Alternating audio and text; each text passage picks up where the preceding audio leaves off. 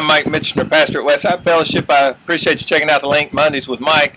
I'm doing this outside because I just finished talking with a neighbor. He's a farmer and he farms all kinds of crops, but he's planting his crops for this coming fall. He's making a decision in February, actually years ago, but he's made a decision in February that he's going to spend every day for the next 6 or 8 months carrying out that decision. A lot of times as leaders we think we can just make the decision and let everybody go follow through with the things, but sometimes we got to roll our sleeves up and get out and do the work too. And just because you make a decision doesn't mean what you've decided is going to come to pass. You got to put forth the effort day in, day out.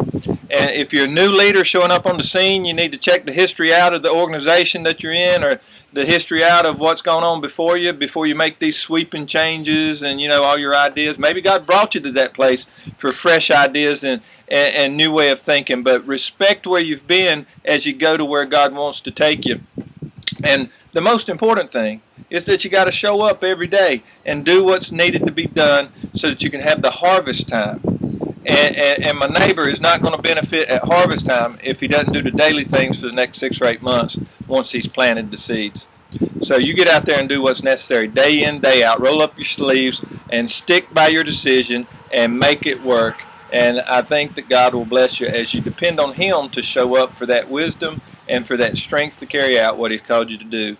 And so just don't make the decision, but let's see some follow through.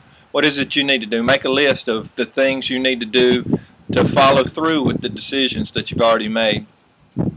I appreciate you watching the Link Mondays with Mike. I hope they've been helpful, and I'll see you next week.